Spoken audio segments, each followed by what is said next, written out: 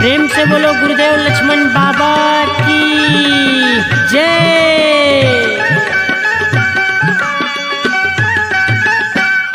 चर दिनिया जिंदगी झन घूम गुरु महिमा थोकिन तय सुन जग चारी हो ही तोर भारी रे देखैया तोरे गुन गाही रे। चर दिनिया जिंदगी झन घूम गुरु महिमा थोकिन तय सुन जग चारी हो ही तोर भारी रे देखैया तोरे गुन गाही ना।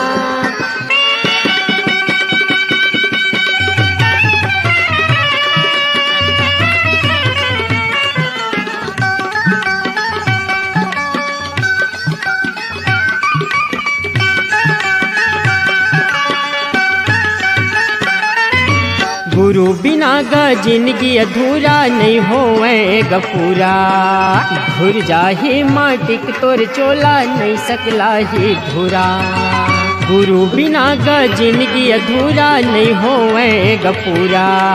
घुर जाही माटिक तोर चोला नहीं सकला ही धूरा।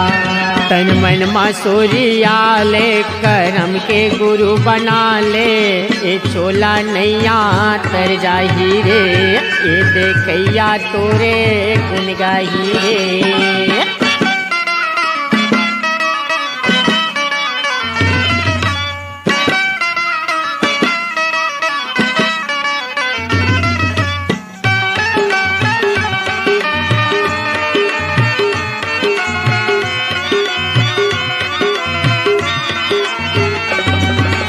गुरु पूर्णिमा गुरुवर माने सदा चलत रही आए।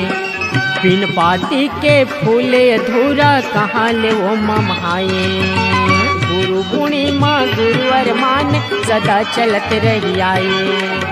बिन पाती के फूले अधूरा कहाँ ले वो ममाए। मिलके बेरा तैहा आले आशीष ला थोकिन पाले गुरु आशीष तोला पुर जाही रे देखैया तोरे गुन गाही रे।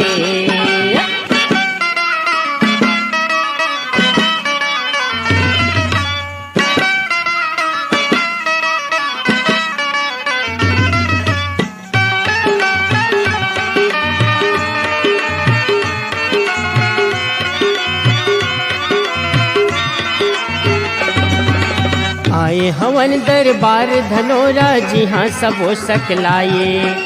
गुरु चला के नाता बंधे है लक्ष्मण बाबा तीरे आए।